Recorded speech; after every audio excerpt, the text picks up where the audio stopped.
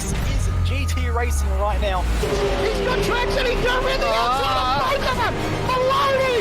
Oh, he's taking Anderson! Anderson's up top! Oh my god!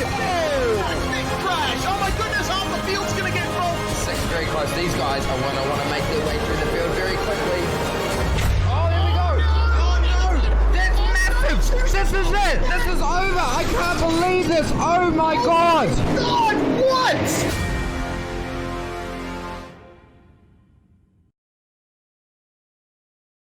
40 of the best sim racers, $100,000 on the line.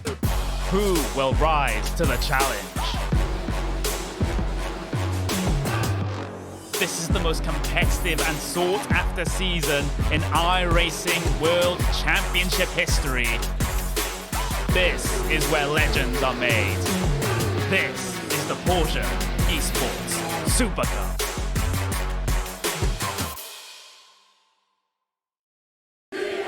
Gotta love this time of year. Only one can be champion. Let's go playoff racing.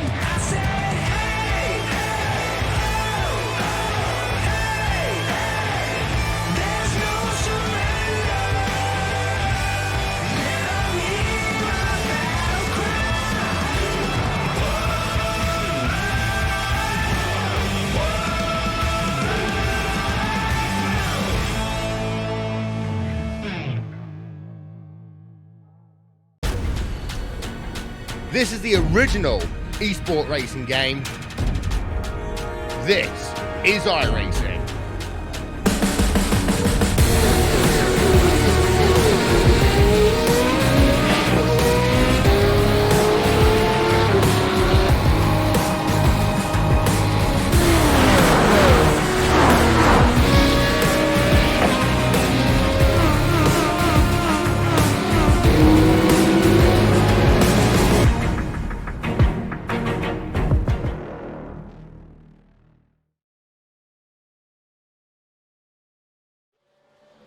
Hello ladies and gentlemen, and welcome to the iRacing Esports Network for round number 8 of the iRacing V8 Supercars official series at the beautiful VIR circuit, the full course with all 20 turns and 5.26 kilometers. It is a fantastic circuit for these V8s, and that S's section is one of the most committed sections you'll ever have in a V8 Supercar.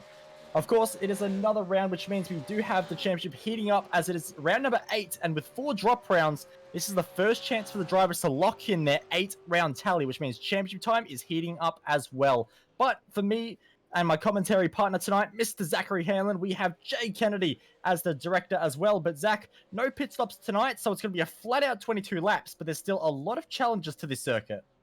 Yeah, it's so easy to make a mistake here. Yeah, speaking of mistakes, at VIR here, and such a tight circuit as well. It's going to be quite difficult to overtake. So it'll be an interesting difference in our normal races without having a pit stop here to see if the guys react quite differently in the first stint of the race, trying to get that track position and move up towards the head of the field. But we are missing quite a few of our championship contenders tonight as Sam Sutton moves himself up into provisional pole position. That it will really change the dynamic of this evening's race, so it's going to be quite interesting. Yeah, it certainly will be, and the field is looking pretty tight as well. The top 3 currently just 0.3 of a second in it, and 1 second covers the top 6 cars, which might sound like a slightly larger time difference, but it is close to a 2-minute lap here at this circuit, so the laps do go by pretty darn quickly around this circuit. And for most of the drivers just trying to get lap times in at the moment, Mitchell Sealak, one of those drivers that doesn't have a time on the board and will not. He will just about squeeze a time in, so you may as well just take a look at him around this circuit. And lots of challenges. You can see they're firing it through the S's at the moment. And it's very tricky to get the line right, making sure you can get every apex and just making sure you get the drive into this gorgeous oak tree corner. You can see they're all over the curb is Mitchell Sealak, locks it up a little bit, gets the run out, and that is such an important corner as well, because that leads down this massively long back straight, Zach, where we can see a lot of overtaking tonight. There are so many ways to get that corner wrong and so few to get it right, and you're very correct, Bo. It's so important because you really need a good run down the straight to this heavy braking zone here, and then up as we come up into the roller coaster here. As you go right, you can't really tell where anything's going until about here, and then we get into the final bit of the roller coaster now, down through the left. Probably would have taken a little bit more curb myself on the left-hander there, but a nice run through the right-hander. It's a bit of a double right. Make your way all the way out to the curbing on the left-hand side and dart it back to the inside of the track as we come along across the line for Mitchell Seelap. It's a 1:48.0, which is fairly decent lap for him, and that's going to put him up into 5th position. Yeah, very nice lap there, and I believe he's just about the last car to set a lap time. Caden Bine actually just coming across the start-finish line right now and does improve as well, but doesn't go anywhere with it. So a 26th place start there for your number 9 car. So he's got a bit of work to do if he wants to preserve that I rating. But as the clock is about to strike 0 for qualifying on this 8-minute session, we will go to your race grid in about now. So Sam Sutton will kick things off from pole position. A great lap from him, a 47.3, narrowly edging out Jake Burton on that front row. Chris Coxhead kicks things off from 3rd on the grid with Jack Boyd and Mitchell Seelak, of course, your top 5. Lee Day starts from 6th with Damian Johnson, Craig Jones, Sean Thompson, a great job there in position number 9, and Greg Sharp, your top 10. Yeah, then we're going to have Dylan Carroll taking us from 11th position alongside James Mackey, who had a good run last week.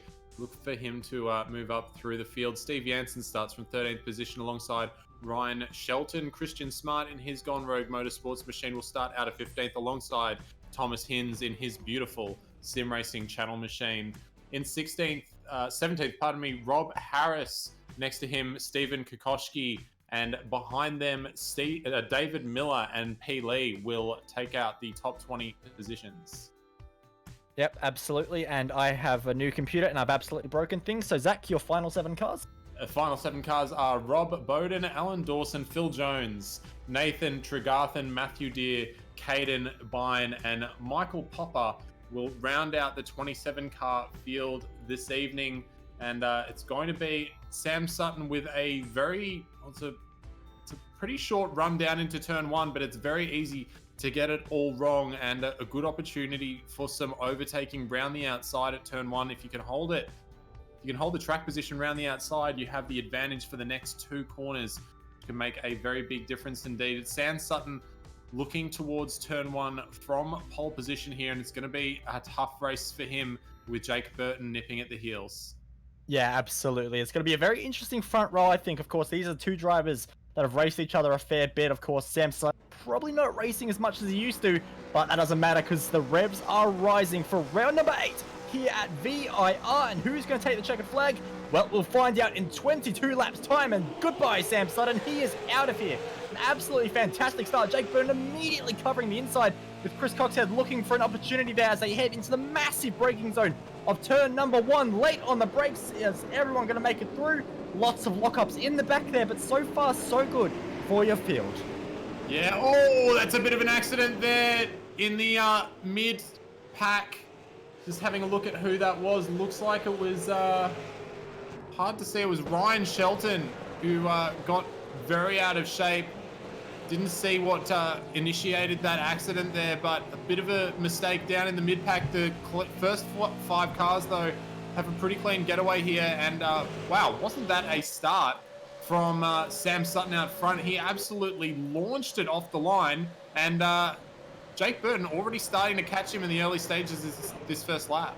Yeah, he's doing a great job at the moment. Jake Burton really trying to apply that pressure, but Sam Sutton, that was as good a start as you can possibly get. Of course, we have to make sure he didn't quite jump it, but from where I was looking, it looked like perfect reaction times and just got the clutch control absolutely down pat and nailed it as the field there spreads themselves out, exiting Oak Tree Corner, which sadly Oak Tree no longer a thing, but still nonetheless a very historic part on the iRacing part.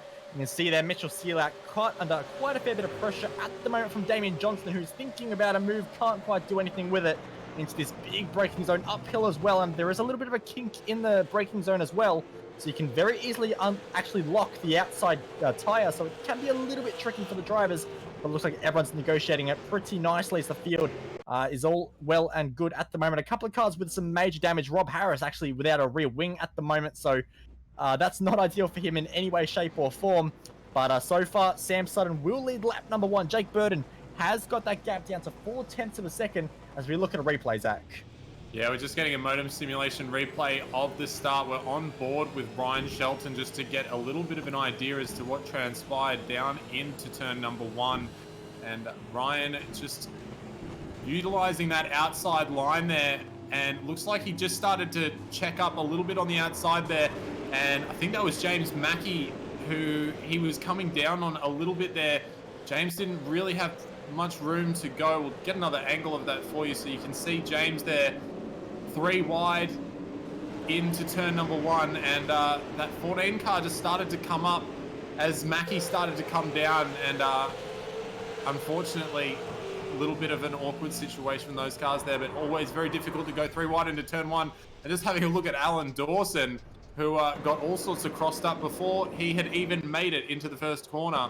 So trials and tribulations for some of our competitors at the start here, but it's been clean otherwise so far as Sam Sutton leads us down the back straight once again.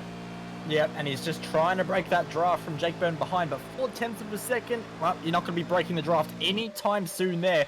Jake Burton just trying to get a little bit closer, and he is leading the championship, so he's not doing too badly, and Sam Sutton, of course, not in the championship hunt as it stands, so at the moment, Jake Burton just extending his margin over second place in the championship, so that's all good news for him, especially with Brady Myers not turning up for tonight. Of course, he was involved in some other racing on the weekend, so perhaps focusing on that more than at VIR, but Jake Burton getting very racy out of that final corner, and I think closing that margin down to just 0.2 of a second, as we're seeing some passes in the back of the field as well. I'm seeing the driver of James Mackay going backwards on the circuit, losing a bunch of positions there, and some fairly heavy damage to the front of his car as well. So motion simulation replay up on screen, and let's find out what happened to James Mackay. You can see he's got a bit of pressure behind there from one of the Gone Rogue Motorsports cars, but all good so far. It's a bit of a bonnetless cup at the moment for these two, very close to the grass, maybe even just clipped it a little bit, and from there it's all she wrote, and just doing a bit of lawn mowing out in the VIR countryside, which is a very nice countryside, but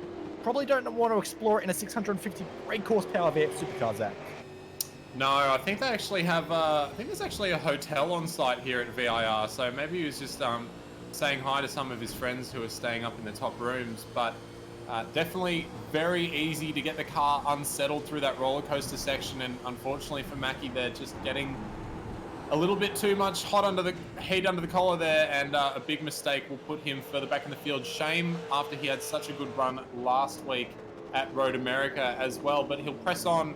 And just having a look at Sean Thompson now, who is starting to make ways on to the back of Way South Racing's Craig Jones, who's a veteran of this series, and good to see him up inside the top 10 at the moment. Looks like Sean, though, is going to go for a move down into the hard braking zone here and put him back one more spot. And it's very difficult going through the kink here in the braking zone, and Craig has actually managed to hold on to that position. So very nice job there from Craig Jones, and he retains position number 8 for the time being, but Rob Harris is coming quite, or pardon me, that was Sean Thompson is coming quite quickly there, and looks like he's going to have a good opportunity in the next couple of corners. Yeah, he is. You can see they're just lining up, getting a little bit closer, and he's blocked into turn number 1, so no way through on the inside. You can see a lockup for one of the drivers up in front, and also a battle behind between two of the drivers as they scrap their way through, and that is Sean Thompson just trying to find a way past, but not happening at the moment. And this section is very difficult to set up a move. It is possible, but it's not the easiest if we go back to Steve Jansen, who's hot on the heels of the absolutely stunning Sim Racing Channel liveried car. And that's, of course, driven by Thomas Hinz, who's having another outing in this series, which is good to see. And looking back there at Steve Jansen, and no real passing opportunities through here, so they have to wait, and there's definitely no passing into the S's. But if you're feeling a bit brave, Zach, you can always play a little bit of chicken when it comes to the S's side by side. Yeah, I've definitely been in my fair share of winning and losing situations through the S's, and it can go very sad. Race leader potentially off the road. Sam Sutton ran extremely wide at Oak Tree and had to just scramble to stay on the track, and Jake Burton almost could capitalize, but it just was not to be. So Sam Sutton absolutely dodging a bullet there but it has put him under pressure. You can see Jake Burton getting closer and closer, millimeter by millimeter. Has to go to the outside though, which turns to the inside, but he just can't get the car lengths he needs up the inside. And it's going to be now a 3-car scrap because of that little mistake. Chris Coxhead buys his way into this fight, and you don't want to count him out. He's an extremely quick, extremely talented driver. So Chris Coxhead is now in this 3-car scrap, which is exactly what we want to see. No pit stops, so it's all about how you manage your one set of tires. Sam Sutton using up quite a lot of hits. Yeah, well, he's actually so lucky he didn't run even a half meter wider into Oak Tree, because he would have had all 4 wheels off the circuit at that point, and he would have been pretty much almost sent into the tire barrier out there. It's very slippery, and car that's not looking slippery at the moment is the car of Jake Burton, who's got fantastic traction coming out of turn number 1. He's applying really good pressure here, but yeah, that was a pretty easy to make mistake from Sam there, so he'll be wanting to make sure that he puts that into his little book of things he doesn't want to do for the next 30 odd minutes. And we'll try and get around here without doing that anymore. But Chris Coxhead, as you said, very fast, and especially in the last couple of months, has been really improving in these V8 supercars. And he's ended up with a podium or 2 the last few weeks. And right now he's sitting in good position for another one. And if these guys have a bit of a sad up ahead, he's definitely in contention for this race win. Or even if he can just sit behind these guys and conserve a little bit of tyres, that might even be enough at the end of this 22-lap sprint to get the job done, as we're not expecting any pit stops. So Chris Coxhead definitely in a solid position at this stage. Yeah, absolutely. He just has to stick onto these guys' rear wing and just make sure he capitalizes on any mistakes, which he almost very nearly could with that mistake for Sam, but Sam's just regrouped, focused, he's got his head down again, and should be able to get some pretty nice laps. That's very committed into that corner there. You can see the front right of Sam Sutton's car just locking up, wanting to pinch the entire way through that section, but holds the lead and has to hold it all the way through this long right-hander, which must be torture in a V8 supercar. Just trying to get the throttle down, trying to get the entry speed. And I have to say, the entry speed is quite nice for Jake Burton, closing up on the back of Sam Sutton. But I'm very surprised the door opens there. I expected that to be a door slam shut.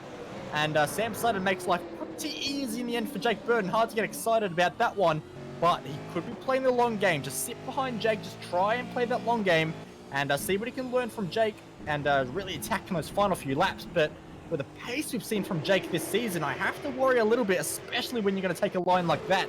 Sam Sutton losing a little bit of ground as we go to a multi-simulation replay.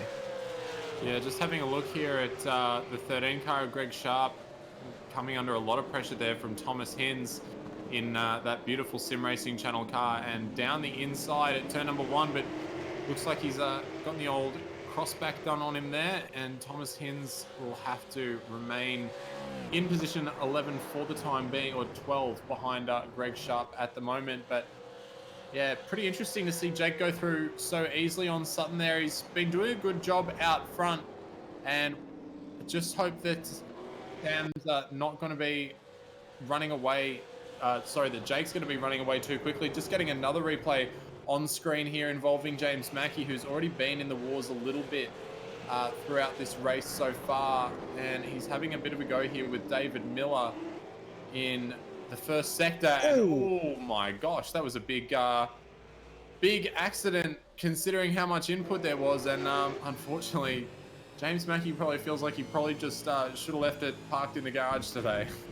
Yeah, sometimes you just have those days, but he has been on a fantastic run of form, so just has to make sure he doesn't beat himself up too much. Just, you know, regroup, reflect, and then just move on to round number 9 and try and bag some more points. You do get 4 drop rounds, so no one is out of the championship hunt by any stretch of the imagination. So it's very interesting to see how it could potentially shape up for him, but like you say, tonight, just not his night. So we take a look at Jack Boyd, who's trying to escape from Mitchell Sealak just behind, who is apparently in a TTL car. It looks a bit different to a TTL car to me, but nonetheless, he's trying his best, and a great qualifying from him, position number 5, but hasn't really been able to move much further up. But Jack Boyd is in his sight, so let's see if he can try and push him into a bit of a mistake. But at the moment, the only car making a bit of a mistake is Damian Johnston off the road, and well, we're going to have to try and find out how on earth he ended up out there. And you can see he's actually just pushing a little bit wide through that corner as well, so just struggling to just, you know, regroup after that little incident. But let's see how it all went a little bit rogue you could say, for Damien Johnson, and just too fast into that left-hander, and that was a brilliant drift. So I said he's gone rogue, but really, he's just gone deja vu. Yeah, it almost, you know how in Mario Kart back in the day you could hold the R trigger and get that massive drift going? That's kind of like what he had out there. A little bit on the grass, and that sent him around in pretty spectacular fashion, but he was able to gather it up pretty well there. His teammate at the moment, up towards the front of the field though, Jack Boyd, having a pretty good run so far. He's tucked on just a little bit behind Chris Coxhead and the like. Not going out of the clutches of the leading pack too much at the moment, but Sean Thompson here is putting oh my gosh, geez, that's a lot of pressure. And a little bit of a bump there from the two drivers of Craig Jones and Sean Thompson there. And Dylan Carroll's actually just going to sneak past Sean and say, I'll just grab that one while you guys are playing silly buggers. So we'll get a little bit of a modem simulation replay of that one for you. You can see Sean in the rearview mirror of Craig here, coming up into the kink in the braking zone, and a little bit of a rub from Sean just pushes Craig a little wide, and probably Craig was trying to gather that ball back up, lost a bit of speed there, and Sean just kept on coming. Bit of an awkward situation for the two of them there. Yeah, not the best, but they still managed to regroup with not too many positions lost, though, although just the one for Sean Thompson. So not ideal, but he will continue on the way as we look at Thomas Hins and now Craig Jones in this big gaggle of cars that little incident has now created. So a pretty angry pack of a couple of cars here, so we'll see how this goes through the S's, and you can see Thomas Hins looking pretty racy at the moment. And I said you can play chicken in the S's. He thought about it, but just has to back out not quite far enough, and you can try and force another car into a mistake through here, which it is so easy to do. I was doing a little bit of practice a little bit earlier, and on this outside curb in particular, you can really snap the rear of the car out, actually demonstrated by Thomas Hins there, just lining it up on the exit, and it makes it all go a little bit wrong. As you can see, lots of locking up into Oak Tree Corner. So easy to run wide, as we saw Sam Sutton do earlier in the race. But Craig Jones really feeling the pressure from Dylan Carroll, who's getting closer and closer in that all-white 22 car. And how is he going to approach this? Because he has the inside for the initial kink, but has to go the long way around the outside for the next part. All trying to do it on the braking, though. It's very tricky to do. Car bouncing around, moving around. Space is given, locking up as well. But he still has the overlap. Contact made, and around he will go. And the 17 of Craig Jones, well, it was almost chaos on the last lap. Lap number 8 just finished it off. Yeah, that was very unfortunate there. It looked like they kind of had a little bit of room there, but unfortunately just didn't work out for them. We'll just get a modem simulation replay of that.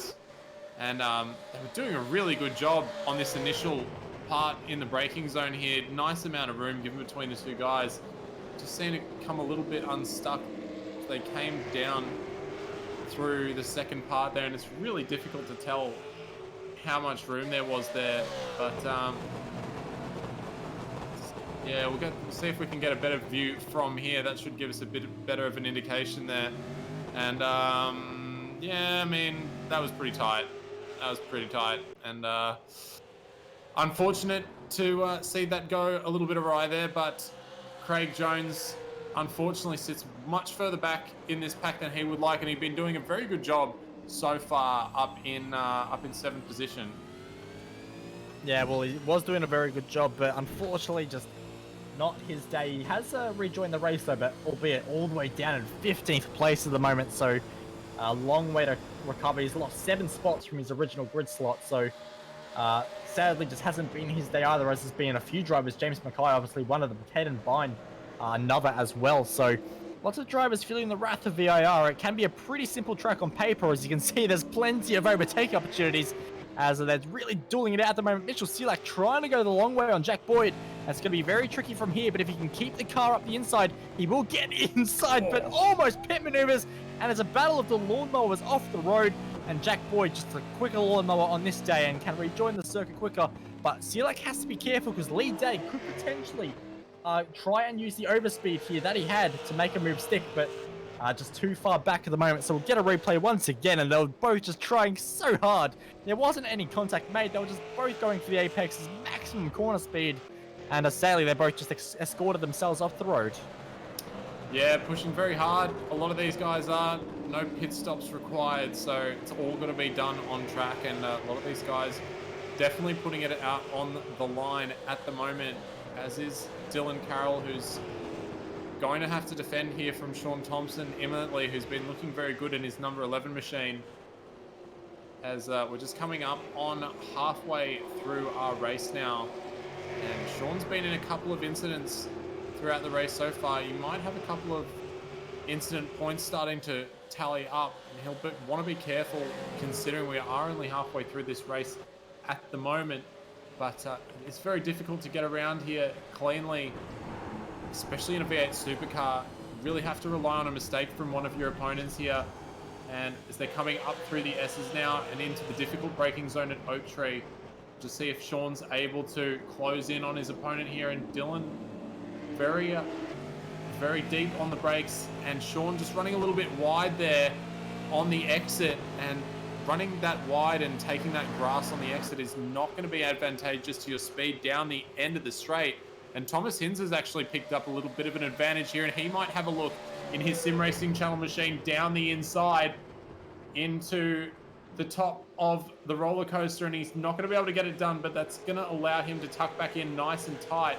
And if he can get a good run through the bottom of the roller coaster here, he may set up something into turn number 1. You can see he stayed very much left there to try and get a solid run through the double right-hander here, and the traction's good for Thomas Hinz. He set that up really nicely, but it looks like there's just not enough overspeed in that move to have anything happen down into turn 1. And he'll have to set that up a little bit differently for next time, but looking promising for Thomas Hinz in his Sim Racing Channel machine. Of course, there's always a driver with a very good pace. He's just sometimes lacks a little bit in qualifying, and that can really put pay to his race results. So for Hinzy, just trying to make his way through the field, and he's currently plus 6 spots. So he's definitely not struggling when it comes to passing cars around VIR. No matter how difficult it can be in places to pass, he's finding some opportunities work as Sam Sutton and Chris Coxhead find their way going through the S's. And Phil Jones, well, he's not going through the S's, but he is going through the countryside, and we're going to get a Motum simulation replay, find out exactly how he went out there. And very late on the brakes towards turn number 1, and unfortunately just not going to ever make that corner with that kind of entry speed.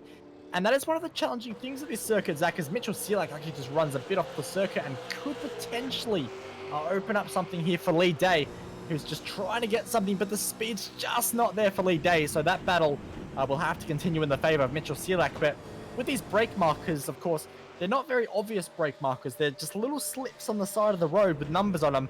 And it's so easy just to get the wrong number and just brake a little bit too late.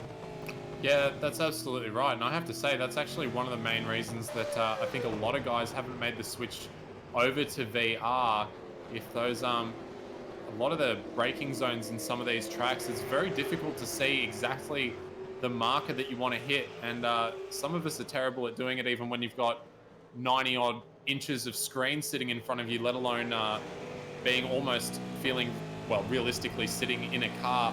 But those resolutions on some of the VR headsets just aren't quite there yet. And I think that's one of the reasons is why guys haven't jumped over, is just because some of these braking markers can be very difficult to see at the best of times. And looks like Stephen Kokoschki had a little bit of a trouble in a braking zone there. Tucked in behind, oh yeah, and just caught too much grass there and almost careered into the back of the 17 car of Craig Jones there. So that was an interesting move there from Kokoschki. Looks like he just got onto the grass. Yeah, just got a little bit onto the grass on the entry of the braking zone there, and in maybe a bit of a panic not to hit Craig there, has just locked the front brakes as he's still going left, and that has rotated his car off into the barrier.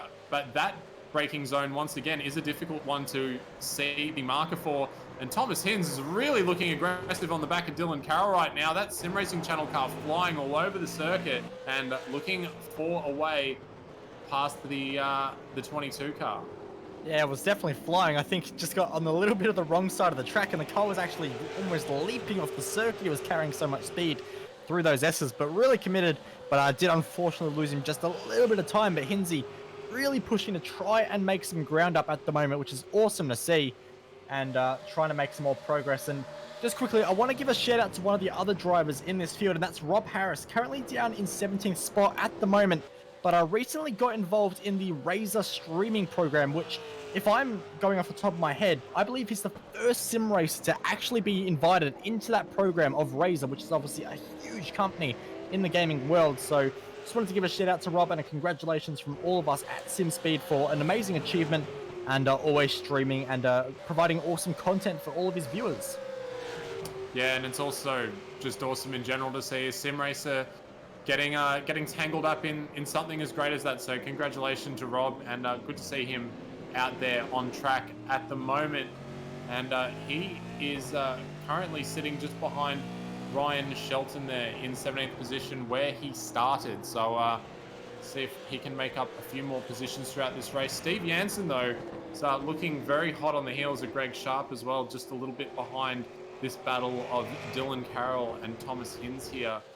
It's all starting to settle down a little bit. We've got a lot of guys in 2x2 as Hinzy just gets a little bit loose out on the dirt there. It's always good to try and straight line that as best you can, and unfortunately Hinzy's taking it straight to sideways, and Carroll talking about getting sideways up at the top of the S's. That is one place you do not want to do it, and it's all starting to look a little bit ragged up here in the midfield, and get an onboard. Whoa, hey! How do you do there for Dylan Carroll? That would have been a wake-up call.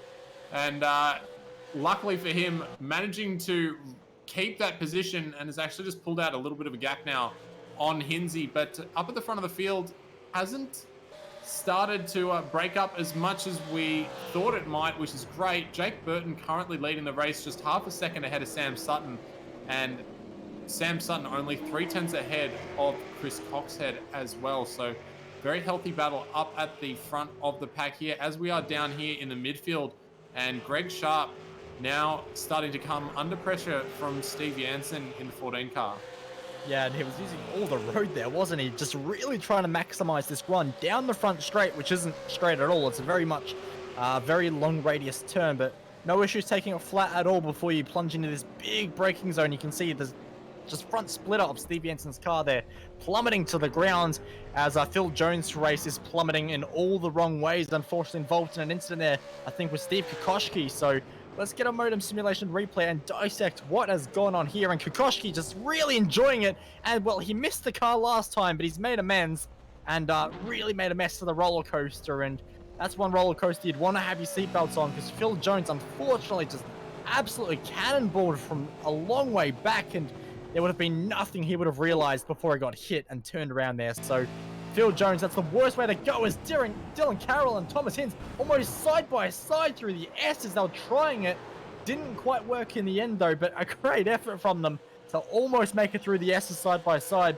But Dylan still holds on to that spot, but Hinzy really trying, as really struggling on the brakes there was Dylan Carroll, and Thomas Hinz goes one better. Steve Jansen does find a way past Christian Smart as well, so it's all kicking off a little bit here on lap number 14. The driver's going a little bit crazy with 8 laps to go, so we'll see how it goes. There's almost huge contact there between Jack Boyd and I'm not sure on the other driver, Mitchell Sealak there. So Sealak finally gets that position, but I feel like that position came in all the wrong ways.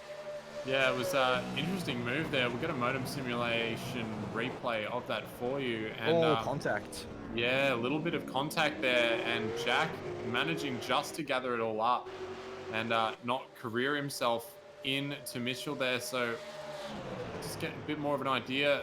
Mitchell goes up the inside there, and a little bit of a bump on Jack there. Pretty difficult in that braking zone at the best of times, and going 2x2 through there is always going to be difficult. Definitely always the potential for that to happen, but luckily both cars are still continuing on, and it might just fire up Jack Boyd to the point that he needs to go chasing after Mitchell and pick up his pace a little bit. But they've got Lee Day just in behind them as well, so they can't mess around too much, because that number 2 car is ready to pounce as well.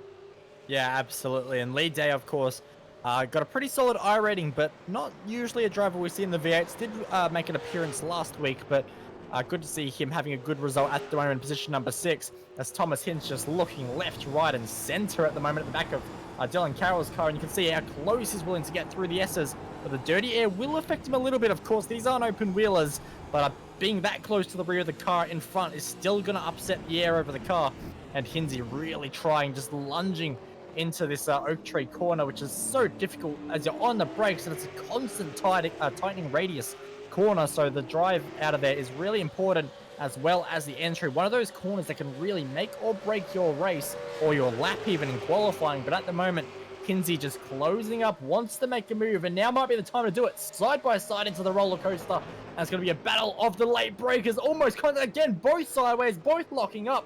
Room given on the outside by Hinsey, but he will get the inside if he can hold it. Almost contact again, knocking door mirrors off. The 6 and the 22 makes 28, but can they survive 22 laps? The answer is no. Dylan Carroll off into the grass, could rejoin and make contact with Hinsey, and now out of nowhere, I think that's Greg Sharp who's going to make contact with Dylan Carroll, and a bumper to the rear, and all kinds of damage to Dylan Carroll, not only for his position, but his car side by side, as Jack Boyd now goes off the road as well. So the race is kicking off side by side. Carroll and Greg Sharp under brakes into one, and just trying to make it work. Greg Sharp makes the apex and makes the position stick too. Yeah, that was absolutely fantastic racing from Hinsey and Carroll there. Shame to see Carroll off the track a little bit, but that was hard racing between those guys, and I think they made contact about 3 or 4 times, but made it work pretty well there, and that was a good little transaction. Unfortunately for Carroll, though, he's lost out a little bit and managed to get back on Greg Sharp, though, so very nicely done. But now Thomas Hinz has quite a gap out to these guys. He'll be able to start catching Sean Thompson, although only a couple of laps to go in this race, and we'll get an idea of what happened to Jack Boyd, who was maybe a bit too desperate to get that position back from Mitchell Sealack there, and went very deep into turn number 1. And also just having a look, so this is the initial pass for Dylan Carroll and Thomas Hinz here. Hinsey holding it round down the inside there, and just here a little bit of a bump on the mid-entry there, and that's what forced Carroll down. Did a fantastic job to pull it up and not absolutely send it, and oh, wasn't that a big hit from Greg Sharp? He had the metal, he had the pedal to all the way to the metal there, and he was not going to stop for anything. Beep beep, it's Tuesday night at Woolies for Greg Sharp, I think. That was absolute car parks. Love to see it, but doesn't win him any positions, and Dylan Carroll holds on to that position for now. But look at the train it's created. Because just behind Greg Sharp, you have Stevie Anson and Christian Smart, who Smart gets a pretty smart looking run out of that final corner and is looking for a move. And with the aero damage to Greg Sharp's car from that, I'm not going to even call it a bump, I'm going to call it a road rage incident. It's very easy for Stevie Anson to pop down the inside and make that move stick pretty easily as well. But it's a little bit loose on the exit, which could open up switch back for Greg Sharp, but the traction's just not there.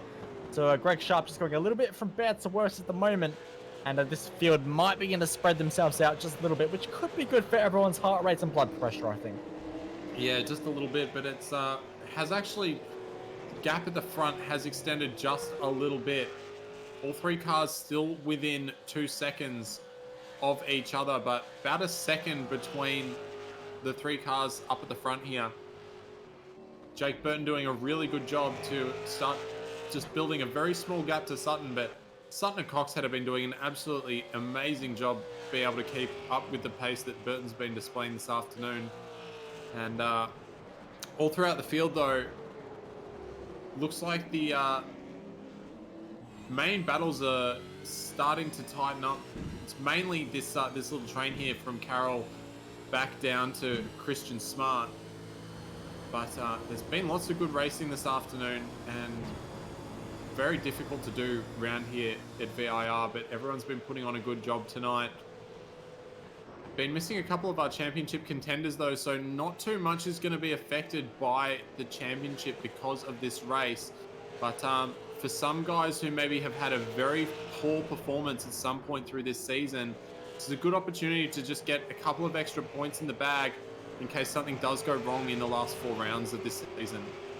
Yeah, absolutely. And that's one of the good things about the drop round system is you can afford to play it a bit more risky. If you do have the odd bad round, it's not going to, completely rule you out of the championship hunt. So it's a little bit less about consistency, which some like, some don't. I can see, benefits and downsides to both, but it does make for exciting championships. It does keep things a little bit closer, and in the end, the driver that is the more successful typically will win this. So that's always good to see, as the battle between Dylan Carroll just continues to rage on. He's found himself as a bit of a punching bag and a bit of a sideways machine, as he gets very out of shape there through the infield section of VIR for trying to make this long run towards the S's. And you can see just Steve Jansen trying to line him up, but not able to do too much. This section just not forgiving to passers. But there is only 5 laps remaining. 18, 19, 20, 21, and 22 is all Steve Jansen has to work with. And Dylan Carroll in the 22 just getting a little bit out of shape through the S's. That allows Steve Jansen to close just a little bit more. And if you're actually feeling extremely brave, you can make a move happen into Oak Tree, but not close enough for Steve Jansen. Just line yourself up. Don't run too wide, as he runs right out to the outside curb and then just square off the exit and get the slipstream, which is actually more powerful, because this back straight is also a pretty big uphill as well. So there's a lot more benefit to being the car behind in that slipstream, which you can see there. Actually, very surprised how much speed he was able to gain. The 14 attacking 22 into the roller coaster. Dylan, though, just so good on the brakes there, makes the apex. And if he can do that for the next 4 more times through roller coaster, he's got that spot sorted. Yeah, he's doing a good job. It's I think he's just been overusing the tires a little bit. And once those temps have come up, he's just gotten a little bit wayward. But once he can settle the car down, get those tire temperatures back down, he's been doing a good job. And he's been doing some really nice defensive driving as well, has Dylan Carroll. So only a couple more rotations around the circuit for him. But Steve Jansen is going to be coming. And the back of that 22 car is looking very, very wonky, that could be said. Yeah, absolutely. We have had another retirement. Phil Jones decided to give up and just car at the wall. So that's one way to retire, I guess. But nonetheless, only a handful of retirements in this race, up to 3 at the moment. So that's not too bad. Normally, of course, we do see a little bit of chaos. And I think back to one of the first rounds at Monza for this season had its fair share of casualties. So in terms of attrition, this race hasn't been too bad, which is good to see, especially with the close racing we have had, and a lot of fender banging and door banging down the straights as well. So the drivers all got a fair bit of respect for each other, which is good to see, as the 22 continues to run away for that spot at the moment. And it's the hardest 10th place I think Dylan Carroll will ever work for, as Chris Coxhead just doing a little bit of exploring, and he has really fallen off now. He's beyond 4 seconds behind Sam Sutton. So Chris Coxhead just falling back, maybe losing a bit of concentration as the race comes to a close, which is very easy to do, especially at a circuit like this, because as is often criticized, modern circuits, they've got tarmac runoff. VIR, it really doesn't. Yeah, and I think that's one of the things that so many people like about tracks like this, is that if you make a mistake, it really does make a very big difference to your race. But also the mistakes are so easy to make that when you're Chris Coxhead and you've been sitting behind the leaders in such close quarters for such a long time, it's very easy to just make one small mistake, and then all of a sudden you're 3 seconds back from where you were, and all of a sudden you kind of just out of the zone. You'll probably find he'll drop off a little bit more as the race comes to a close here, as Steve Jansen once again is having a look down the inside of Dylan Carroll there, and not quite able to get the move done once again for Steve Jansen. Dylan just able to put his car exactly where he needs to, but you can see the difference in speed between those two cars. Steve's car looking very good in the twisty stuff, but looks like Dylan's got some good straight line speed in that car. He hasn't,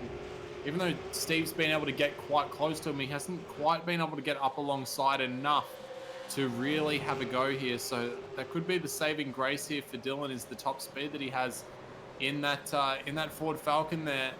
He's been looking good up through this S's section, with the exception of the one time he came through there sideways. But so long as he can get a nice run out of Oak Tree here, he's braking nice and early, setting himself up for a nice and straight exit out of there, and a little bit squirmy on the power application there. And that might just open it up for Steve Jansen here. 0.3 of a second is the gap to Steve Jansen. He's tucked in, weaving a little bit across the track there, And Steve's going to go down the inside, up into the braking zone here, and not quite able to do anything. Dylan has been very strong in that braking zone and is not going to allow the move to happen this time by. No, and he had to be a little bit careful there because Greg Sharp wasn't too far behind either, so could have potentially opened himself up to a bit of an attack, but look at the run he's setting up here. That is absolutely beautiful by Steve Jansen, closing up, ranging onto the back of the Ford Falcon. But is the inside going to be available? It surprisingly is. Every time I comment on if it's going to be blocked, it is absolutely not. And Steve Jansen late on the brakes is very squirrely. Can he pull it up? The answer is just about almost a bumper by Dylan Carroll there, who doesn't quite get to hold on to that spot. But we know how feisty Jake Burton was actually off the road temporarily there as well. Retains the race lead, but Jake Burton just ran a little bit wide and went for a little bit of a skip, hop, and jump through the grass on the XS's. But let's get a Motum simulation replay up on screen and see Jake Burton here just threw this left-hander just a little bit too wide on that entry, and just went for a little bit of a hop, skip, and a jump there. Nothing too bad. It still retains the race lead, but with 2 laps to go, just it's so easy just to lose focus and run off, like we were saying earlier, Zach. But at the moment, Jake Burton doing everything he needs to with a 2.5-second lead as he's on the penultimate lap, about to start the final lap. But Lee Day there in position number 5, a good job there, and does move up from his starting position of 6th. So lots of movers and shakers, and we'll just reflect on that quickly because the biggest mover and shaker is actually Nathan Tregarthen down in 16th place. Hasn't had too much airtime, but up from 6th, he's up to 16th, I should say. So 8 spots gained for him. And of course, the biggest loser goes to James Mackey for his unfortunate efforts to get quite a lot of damage to his car. But also Thomas Hinds there doing a nice little job in top 9 as well. And he's moved up some great spots as well, 7 spots for him. So plenty of drivers making passes happen at a track we don't often see passes. Yeah, you're absolutely right. And a little bit of attrition has sorted a few people out, and some people are much further back than they should be. And given that we didn't have any pit stops this evening either, it hasn't really allowed people who had a spin early on to really recover too much. Craig Jones is one that comes to mind that should be much higher than he is at the moment. And he's currently sitting down in 14th position after starting 8th and was up in 7th when he was battling earlier on in the race. But the top 3 of this race have done a very good job. Sam Sutton especially, considering how little he's in this car on a regular basis these days, to still be within a second and a half of Jake Burton after a long race here without a pit stop is really impressive, being able to keep those Dunlop tyres alive for such a long time. But Jake Burton has they didn't quite get the pole, but he looked strong very early in this race, and since he took the race lead, he has just looked unstoppable as he comes down through the roller coaster for the final time, and through this beautiful double right-hander, he will set himself up onto the straight and make himself down towards the finish line, where he will take victory here this evening for round number 9 of the iRacing V8 Supercars official series here at Virginia International Raceway. Sam Sutton and Chris Coxhead will make up the podium. A fantastic drive from both of those guys as well. And then we have Mitchell Selak and Lee Day bringing home their cars across the line for 4th and 5th respectively. But not the usual battle we've seen up the front, but very, very interesting racing nonetheless. We've still got a couple of cars making their way home. Christian Smart not quite going to have enough in the bag to catch Greg Sharp before the end of this race. They'll come home 12th and 13th, and still a couple of cars going around. I think Nathan Tregarthen and David Miller just coming down through the final section of the track as well, as just having a look on board with Jake Burton, who's having a little bit of fun up through the S's in his little victory lap. Yeah, that's a lot of angle, and I'm not going to cave for here, but well, you all know what I would have said anyway. But great job by Jake Burton there to take the victory, and well, that's an interesting line through there. Can he hold it? Or I mean, he could have done better on the exit though. I'll say that he didn't quite get the exit as well as he could have, as he tries to manji the straight there. See, I've got drifting terms, manging. I've got drifting terms. But nonetheless, Jake Burton takes the victory by 2.3 seconds in the end over Sam Sutton. Good job from him, but albeit not what he would have wanted after pole position. Chris Cox said in third place, Mitch Selak takes fourth, and Lee Day takes 5 as Jake Burton takes the barrier at the roller coaster. Jack Boyd brings it home in 6th place. Damian Johnston brings it home in 7th. Good job from him. And Sean Thompson in 8th. Thomas Hins and Steve Jansen are your top 10. Great job from all of those guys. Yeah, then Greg Sharp Dylan Carroll in 11th position. Greg Sharp came home in 12th with Christian Smart behind him in 13th. Craig Jones, unfortunate race for him, doing so well in the early stages, ended up in 14th position ahead of David Miller in 15th. Nathan Tregarthen picked up quite a few spots in his charge up into 16th position from 24th, with Pele coming home in 17th. Ryan Shelton in 18th position with Rob Harris in 19th. He actually had a couple of off tracks towards the later stages of that race, putting him a little bit further down. Alan Dawson finished in 20th with Rob Roden behind him, Matthew Deere in 22nd, and Michael Popper in 23rd position. And then a couple of cars, few laps down, Stephen Kokoschki 2 laps down, Phil Jones retired with 5 laps remaining, and James Mackey and Caden Byrne, both very sad races for those guys, but not a sad race for Jake Burton, our winner here tonight in the iRacing V8 Supercars official series, proudly presented tonight by SimSpeed TV on the iRacing Esports Network. And Bo, there's plenty more action coming up on the iRacing Esports Network for the rest of the week. Yeah, you're not wrong. We have a brilliant race coming up next. Of course, it is the Geodesy GoPro Championship, and it's going to be another exciting round. They've had some fantastic races in that series, the GTEs and the GT3s, fighting it out once again. You don't want to miss that one. Of course, is in the mornings for us in Australia, so 10:45 AEST is when you can expect that race to kick off. And then just a little bit later in that day, good luck, Jay, with the double broadcast. It is the Australian Online Sim Racing Championship. And that should be a really good round as well, because they've produced some brilliant rounds as well. So the V8s always never fail to put on a show. And, well, for us, Zach, the next time we'll be seen is next Monday night for the next round, which, can you believe it, Daytona Road Course. Do you remember what happened last time we were there? Oh, I mean, how can you forget? It was one of the best races of all time. And didn't we have all 3 cars coming across the line like at the exact same time? It was 200ths of a second. 200ths between the top 3. I don't think there's been a closer V8 Supercars official series broadcasted finish. So, yeah, it's gonna be monumental, and hopefully we have a good turnout for that one, because there is big potential for an absolutely awesome race at that track. Yep, you're not wrong. But from us, we are all done on this Monday night. Thank you so much for joining our round number 8 of the iRacing official V8 Supercars Championship, but we will see you next time.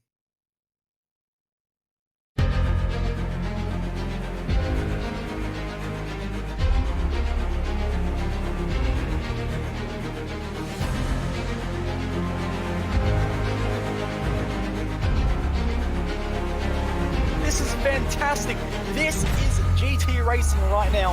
He's got traction, he's got rid of the outside of both of them! Maloney! Oh, he's taken Anderson! Anderson's up top! Oh my god! Oh! Big crash! Oh my goodness, half the field's gonna get rolled! Second very close. These guys are want to make their way through the field very quickly. Oh, here we go! Oh no!